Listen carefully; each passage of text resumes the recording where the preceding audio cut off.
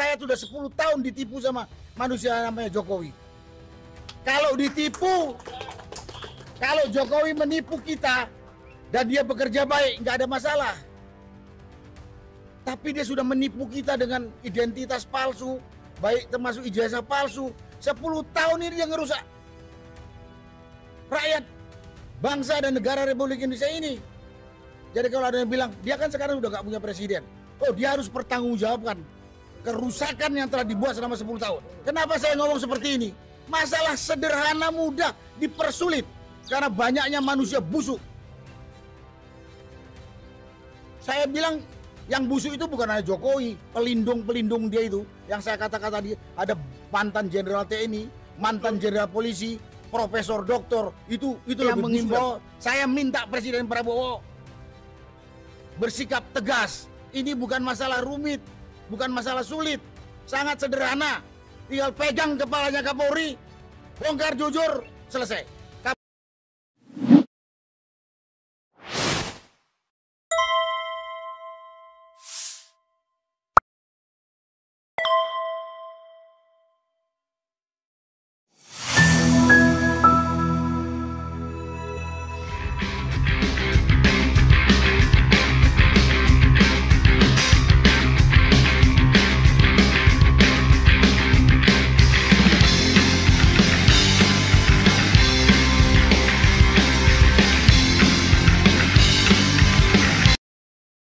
Gantung.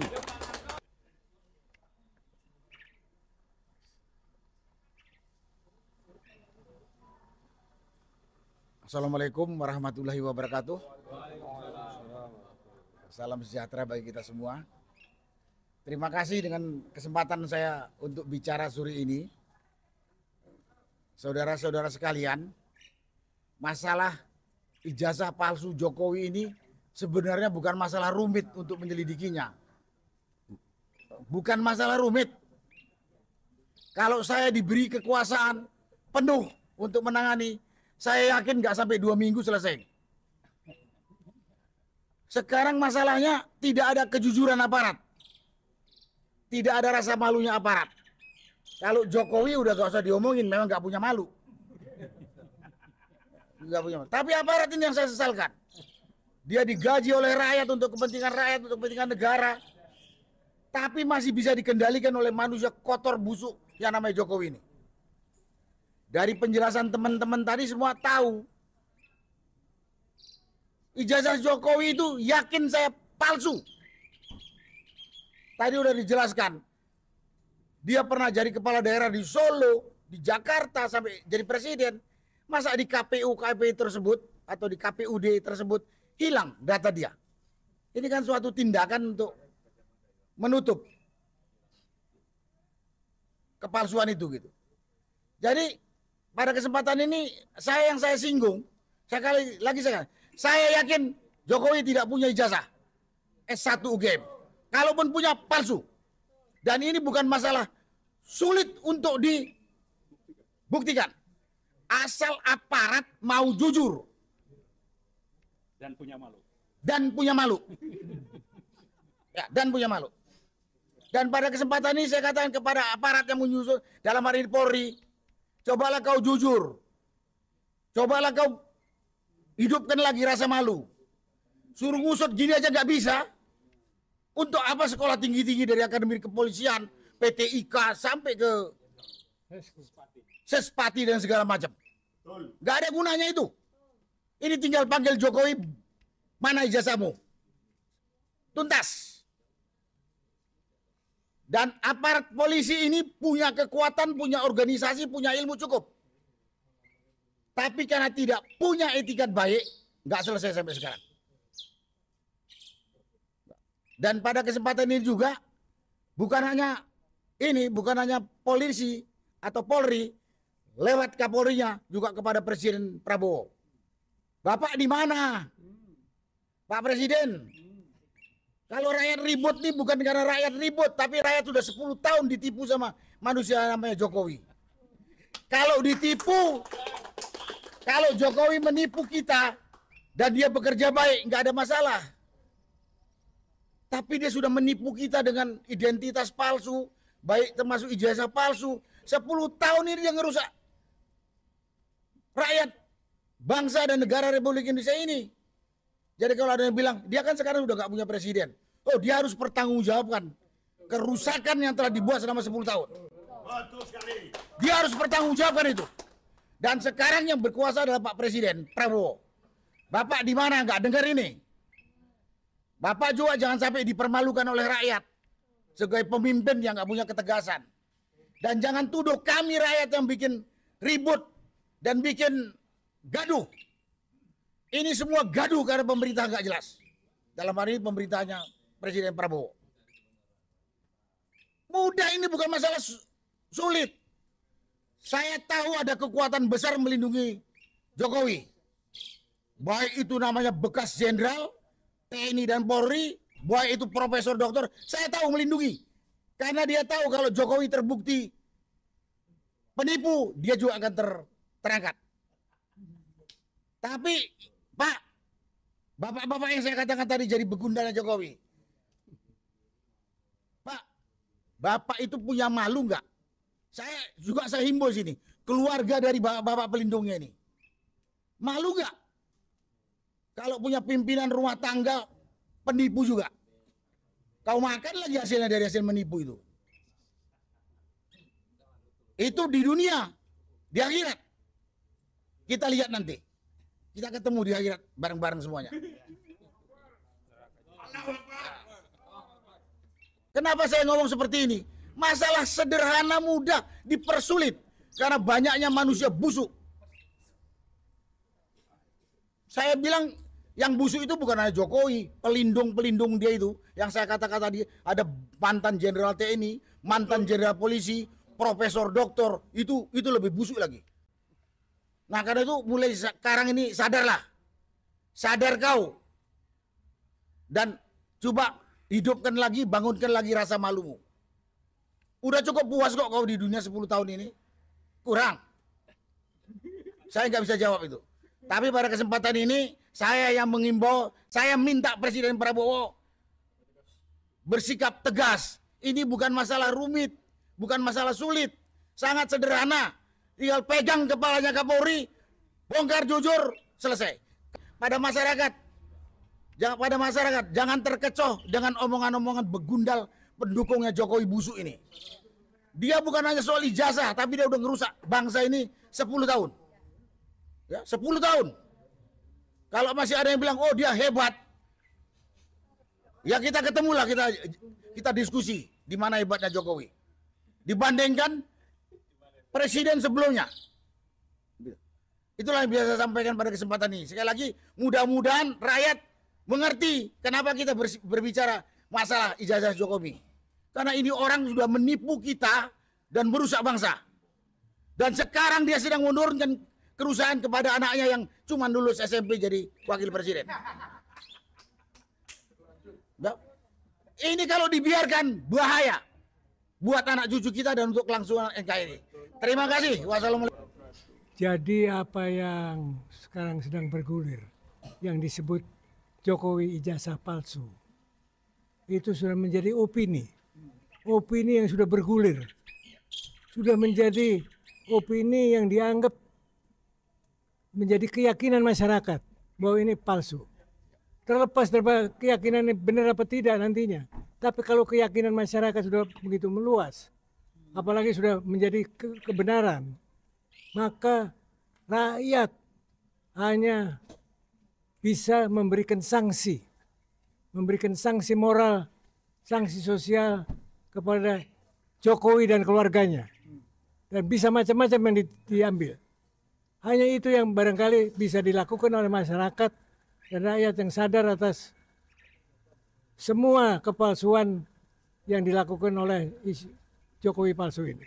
Oleh karena itu, menurut saya, mari kita bangkitkan kesadaran masyarakat untuk melakukan aksi sosial, aksi moral, aksi memberikan sanksi kepada ijazah palsu yang dilakukan oleh Jokowi yang sudah menjadi opini masyarakat, menjadi keyakinan masyarakat, menjadi dianggap sudah menjadi kebenaran.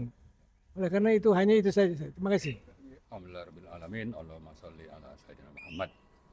Pertama-tama perlu dijelaskan ya kepada publik bahwa teman-teman aktivis atau yang dari TPUA maupun teman-teman advokat itu memang berangkat dari kasus Gus Nur dan Bambang Tri itu sampai sekarang menjadi bertambah yakin tentang palsunya ijazah Jokowi. Ya, jadi ini keyakinan masalahnya. Kita semakin yakin bahwa ijazah ini palsu. Sejak dulu sampai sekarang bertambah yakin lagi begitu. Ini satu hal yang perlu dicatat. Jadi soal keyakinan bukan menuduh. Ya. Kalau tidak mau dituduh itu ijazahnya palsu, maka buktikan di pengadilan. Itu satu hal yang perlu kita ingat. Dan ini belum pernah terjadi. Pembuktian di pengadilan ini. Pengadilan yang pro justisia. Kemudian hal yang kedua yang perlu kita sampaikan adalah bahwa menurut Undang-Undang Keterbukaan Informasi Publik, Undang-Undang KIP nomor 14 2008, dikombinasikan dengan Undang-Undang Pemilu pasal 169, Undang-Undang nomor 7 2017. Jadi ketentuan dari kombinasi dua undang-undang ini itu merupakan hak publik untuk mendapatkan informasi yang sahih, yang benar. Salah satunya itu apa? Ijazah dari Jokowi waktu mendaftar menjadi pejabat publik misalnya di Solo sebagai wali kota, atau di DKI sebagai gubernur, atau di KPU pusat sebagai presiden sampai 2 kali. Kan menyerahkan kopi ijazah, salah satunya dari UGM misalnya. Nah ini tidak pernah bisa ditemukan bahwa ini asli atau tidak. Kenapa? Karena ijazah itu hilang di KPUD, di KPU, di KPU pusat. Ya, karena itu kembali tadi kepada ketentuan undang-undang, kita punya hak untuk mendapatkan informasi yang benar. Ini tidak ada alasan untuk menolak. Ya, itu hal kedua yang ingin saya sampaikan. Kemudian yang ketiga, tadi sudah disinggung oleh Mas Hozi dan juga Pak Rizal, bahwa makin ke belakang, makin terlihat ini berbagai kejanggalan atau fakta-fakta yang mengarah kepada kesimpulan bahwa ijazah ini sebetulnya sangat-sangat layak untuk dipertanyakan, alias ijazah ini sebenarnya palsu. Ya, misalnya Jokowi pernah menyebutkan pembimbingnya itu si Anu gitu kan. Ternyata begitu dicek bukan si Anu misalnya. Lalu tadi ada soal pembuatan di Pasar Pramuka. Lalu juga ada hal-hal lain ya yang saya kira yang bicara itu bukan orang sembarangan. Misalnya Roy Suryo itu pakar IT. Simon itu pakar soal yang kaitannya dengan masalah dokumentasi dan sebagainya. Ya, Bu Tifa itu juga sama. Nah, dengan mereka-mereka ini berbicara dan ini berlangsung sejak dulu sampai sekarang itu bertambah-tambah. Fakta-fakta atau bukti yang mengarah kepada kesimpulan bahwa ini palsu, ini terus berkembang. Ya, nah karena itu sangat-sangat tidak pantas ya bagi Polri untuk justru datang, Bareskrim terutama, datang dengan kesimpulan bahwa ini asli, ya, dan ini tadi saya sebut melanggar proses hukum.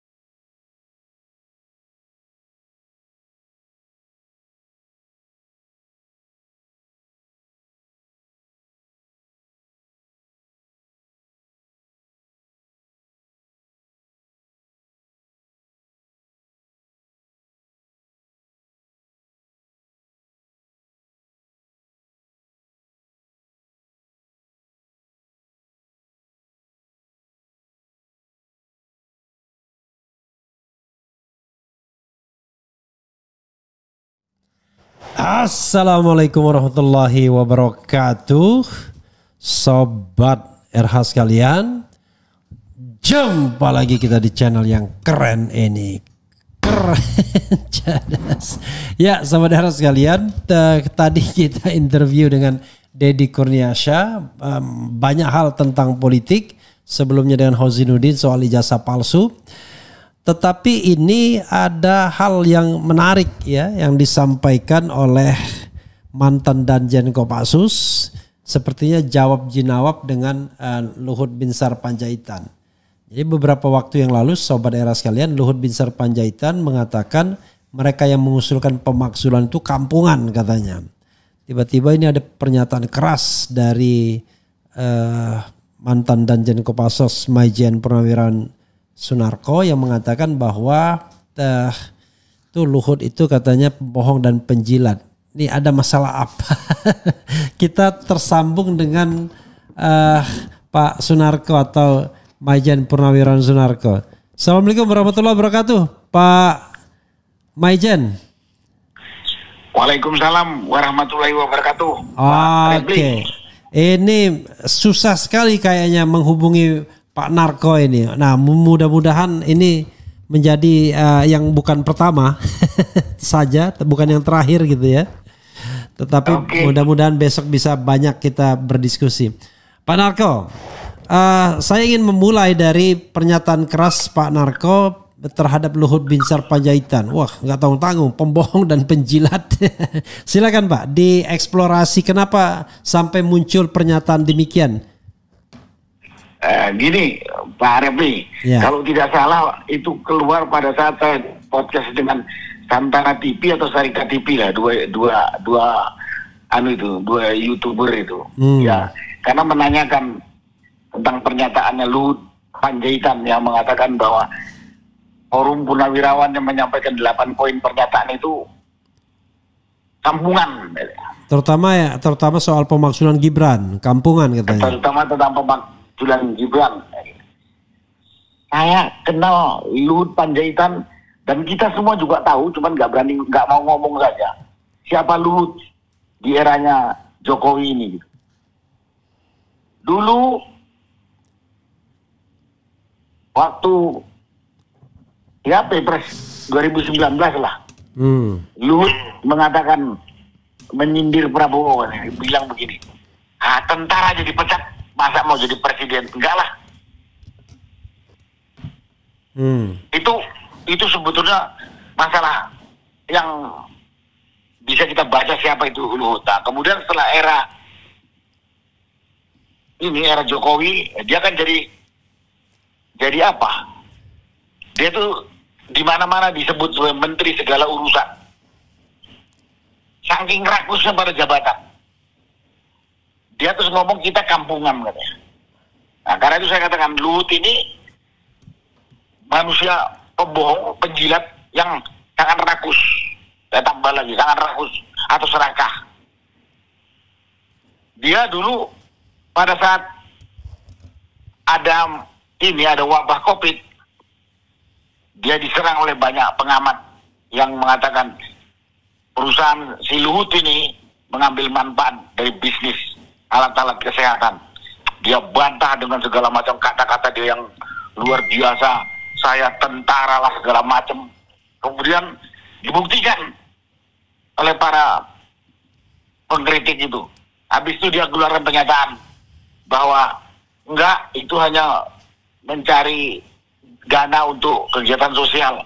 Dikejar lagi bahwa bukan untuk kegiatan sosial saja tuh, karena itu cukup besar. Kemudian dia diam. Ketahuan bohongnya kan. Kemudian dia era ini menjelang Pilpres 2024, dia mengatakan saya punya big data, sekian ratus juta rakyat Indonesia mengendaki Jokowi 3 periode. Dikejar mana itu big data? Nggak ada. Dan dia pernah ribut sama si Said Didu. Said Didu bilang, oke, kalau mau minta data saya, kita bikin forum terbuka lain. Diam dia. Ya karena pembohongnya saja. Itu pembohongnya. Dan banyak lain lah, banyak. Kalau saya sebutkan saya harus buka catatan lagi di kepala saya itu. Kalau dia tuh banyak sekali berbohong. Nah kemudian menjilat. Pada era-era dia jadi menterinya Jokowi, dia pernah mengatakan, silakan mungkin Pak Repli googling ada itu pasti. Beruntunglah bangsa Indonesia ini punya presiden seperti Jokowi. Kalau jadi tentara itu jadi Kopassus. Ini kan penjilat kan, menjilat kan. Iya beruntung dia. Rakyat buntung banyak sekali kok. Dengan kebijakan-kebijakan Jokowi yang menindas rakyat kecil. Gak peduli dengan penderitaan rakyat. Hanya segelintir orang yang mungkin diuntungkan oleh kebijakan-kebijakan yang dilakukan oleh Jokowi selama 10 tahun pemerintahan.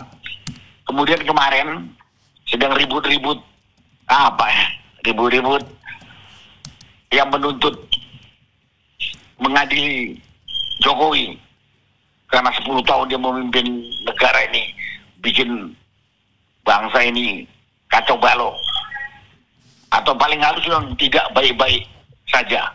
Dia katakan gini, 10 tahun saya mendampingi Jokowi, nggak pernah saya lihat tuh Jokowi melanggar konstitusi dan melanggar hukum. Saya bilang yang buta dia atau saya, yang picek si Luhut atau saya. Dunia saja menuntut, memberi predikat kepada Jokowi bahwa dialah kepala negara atau nomor berapa, nomor 2 atau nomor 3 paling korup dan terlibat tindak kriminal.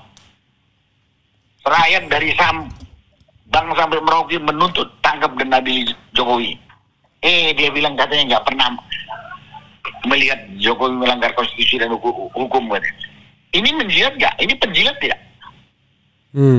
Belum lagi selama dia menjabat sebagai menteri, dulu katanya menteri apa itu, Menko Investasi, Maritim dan Investasi. Hampir semua jabatan dia rangkap-rangkap. Celaka nggak itu? Dari dulu kita selalu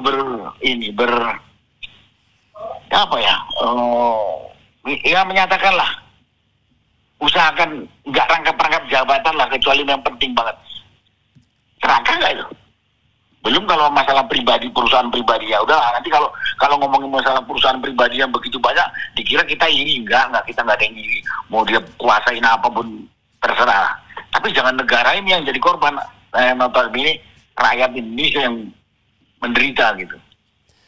Pak Narko ya, ada satu hal yang menjadi tanda tanya besar ya.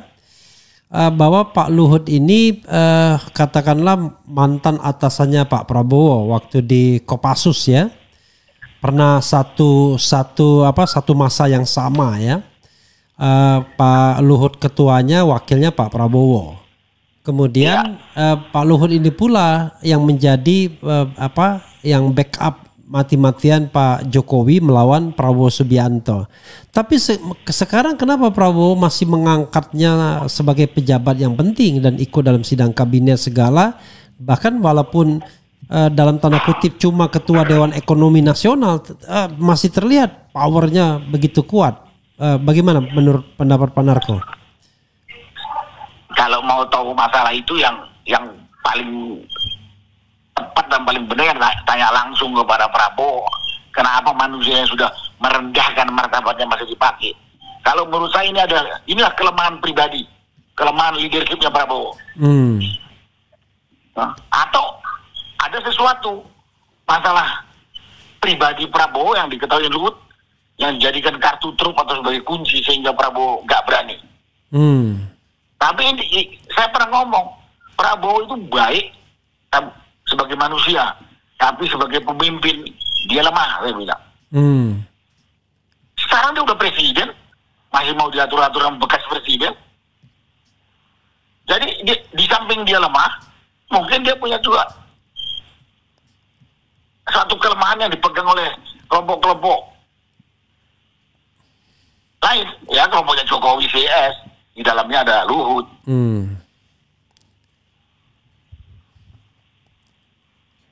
Masalahnya apa? Wah, mungkin kita harus rembuk dengan banyak orang. Tapi terlihatlah banyak hal yang sehingga membuat, ya istilah yang paling gampang, Prabowo juga tersandra.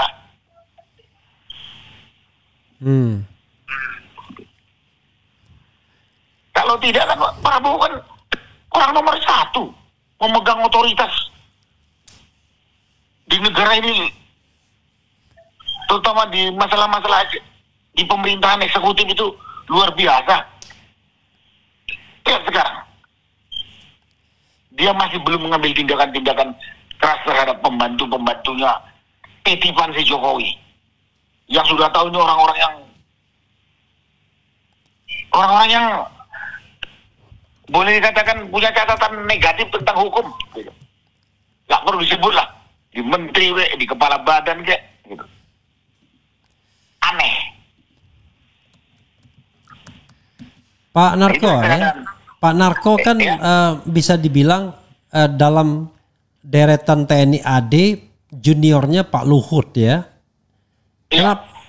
Kenapa begitu terbukanya mengkritik Pak Luhut ini? Apa karena ini sesuatu hal yang memang harus disampaikan ke masyarakat atau karena apa, Pak?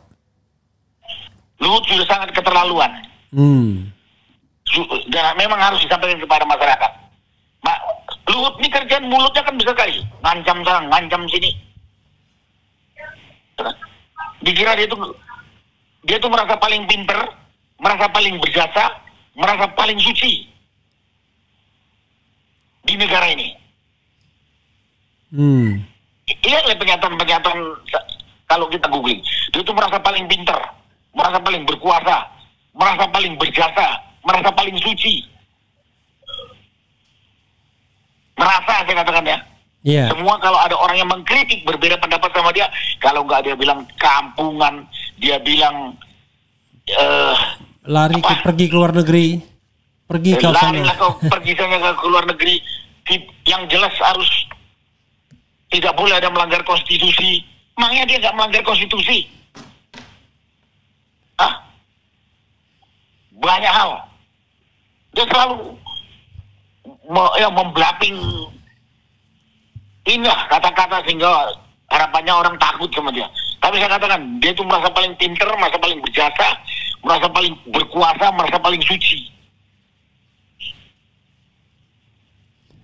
Saya pernah ngomong, ada nggak yang bisa membelikan cermin besar kasihin ke dia biar dia bisa bercermin? Itu kalau istilah orang dulu, ini kuman di seberang lautan kelihatan, gajah di pelupuk mata nggak kelihatan. Pak Narko, kapan terakhir ketemu dengan Pak Luhut? Saya memang nggak mau ketemu. Udah lama saya nggak pernah ketemu. Kemarin waktu acara silaturahmi Angkatan Darat, Pak Narko termasuk yang diundang atau nggak diundang, Pak? Nggak diundang. Oke. Yang setahu saya, yang kemarin ikut deklarasi itu, ya kita punya senior yang paling senior, Pak Triswisno. Ada satu orang, nggak usah saya sebutnya, saya hadir. Yang lain nggak ada yang hadir saya. Jadi ada yang hadir tidak diundang, tidak hadir tidak diundang, tapi ada yang tidak hadir walaupun diundang begitu ya? Ada yang diundang tapi tidak hadir. Saya tahu orangnya, tapi nggak usah saya sebut. Dia bilang sama saya karena tanya, kok ini senior saya, kok kamu diundang? Saya nggak diundang. Kalau gitu aku diundang nggak usah datang lah. Ya terserah Bapak, Pak. Karena Pak Narko terlalu keras ya, dianggap bahwa Pak Narko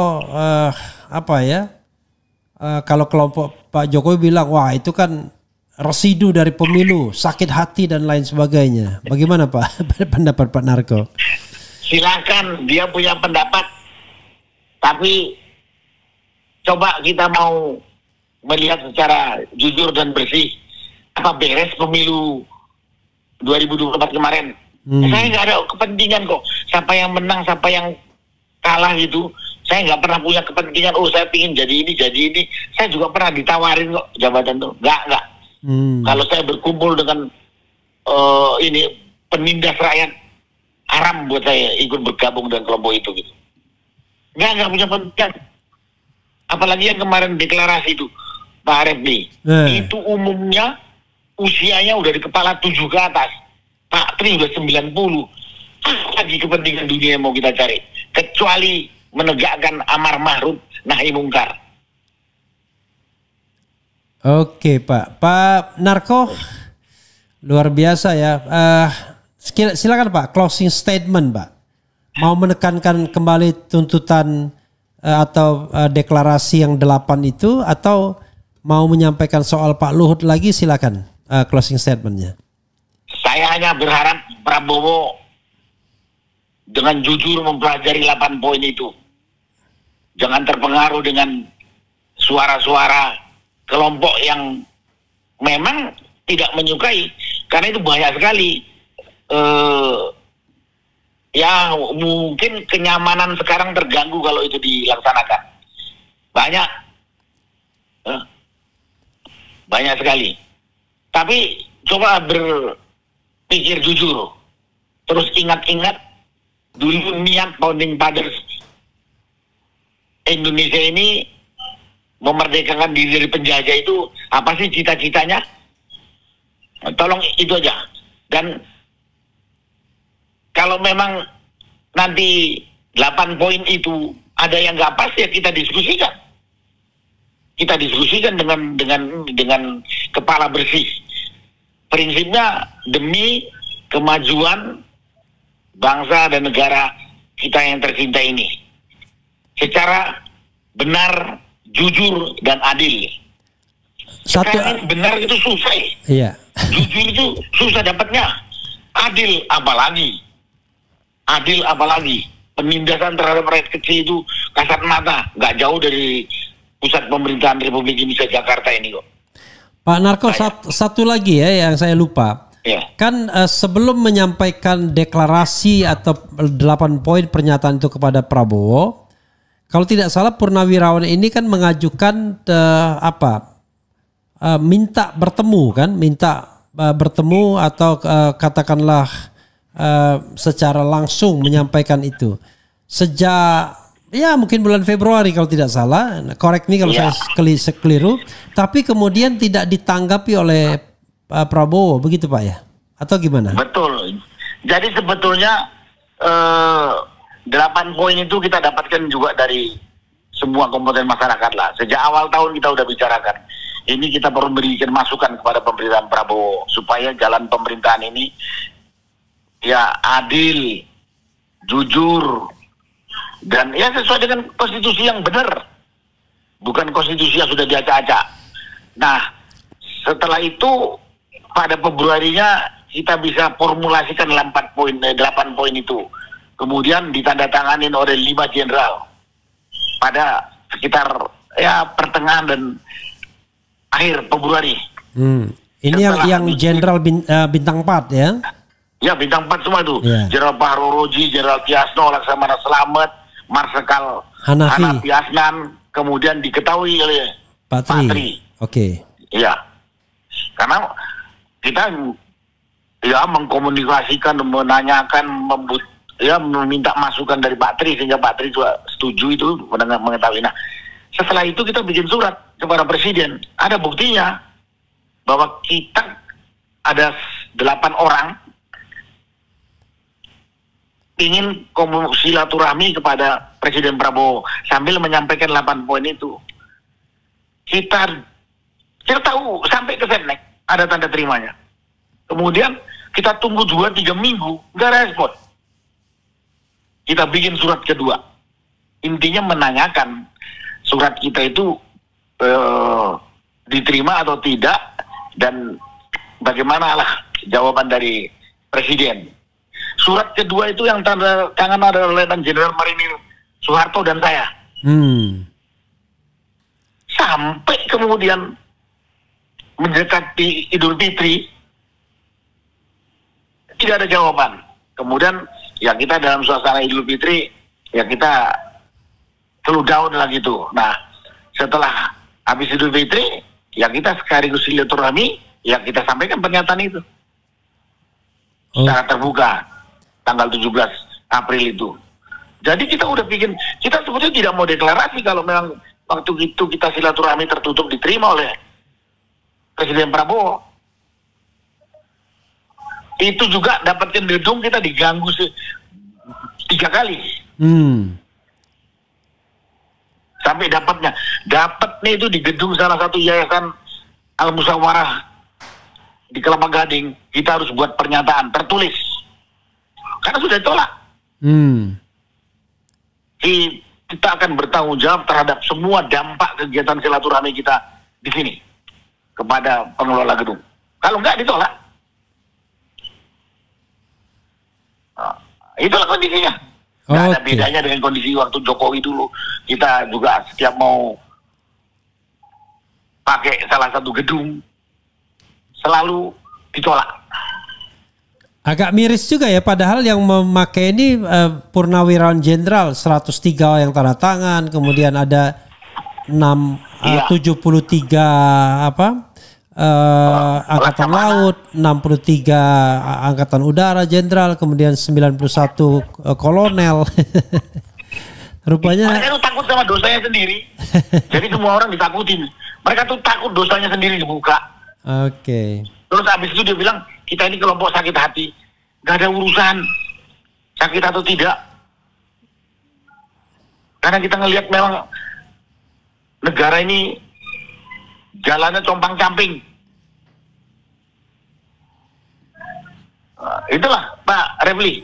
Oke, makasih Pak Narko ya. Mudah-mudahan nanti kita bisa berbincang-bincang lagi untuk hal-hal lainnya. Kasih. Assalamualaikum warahmatullahi wabarakatuh Pak. Terima kasih. Wassalamualaikum warahmatullahi wabarakatuh.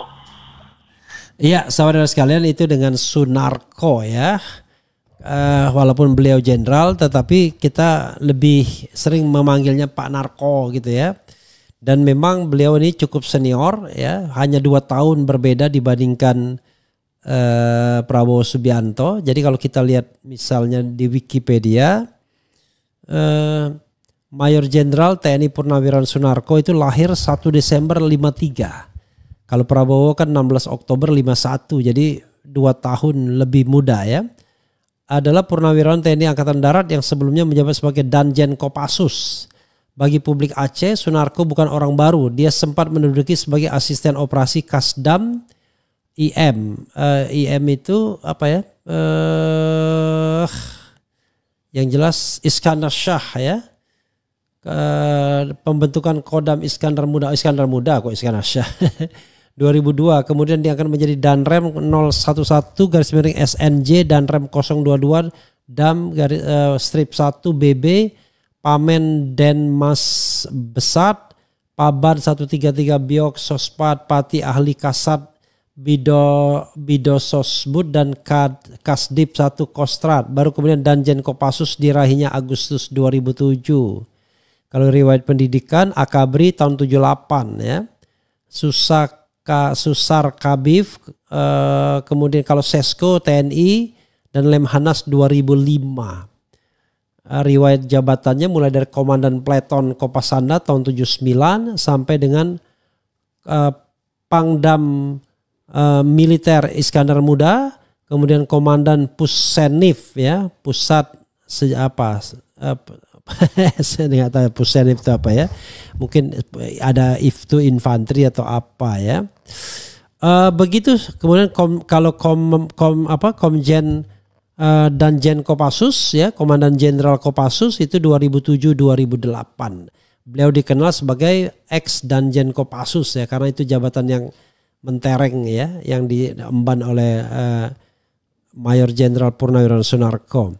Sobat era sekalian, coba kita bacakan sedikit ya komentar sobat era sekalian terkait dengan hal ini ya. Luhut hanya bela kekayaan keluarganya, Opung ini tidak pantas tinggal di Indonesia, makzulkan Fufu Papa, Wapres tidak lulus SMA, tidak kompeten, bapaknya kasus ijazah palsu ya. Ya semua itu azas praduga tak bersalah ya.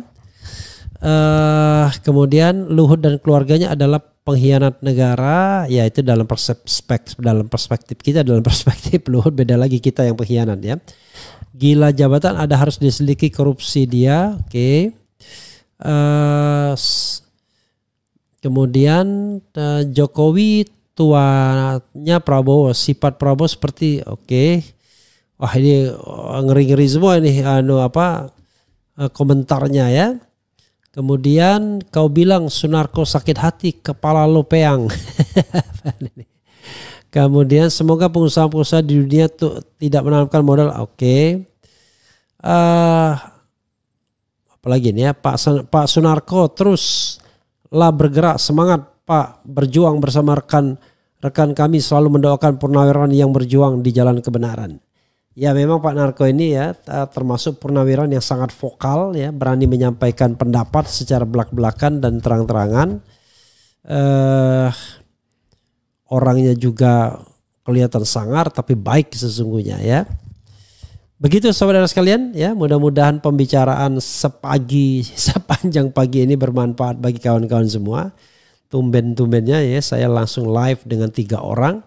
Bisa dilihat lagi ya, tadi pagi pukul 6 dengan Ahmad Hozinuddin mengenai persiapan menghadapi sidang nanti panggilan klarifikasi dari Polda Metro Jaya hari Rabu dan Kamis. Tadi dengan pengamat politik Deddy Kurniasyah dan terakhir dengan ex Danjen Kopassus Mayor Jenderal Purnawirawan Sunarko. Sekali lagi mudah-mudahan ini bermanfaat dan wassalamualaikum warahmatullahi wabarakatuh. Keyen cadas.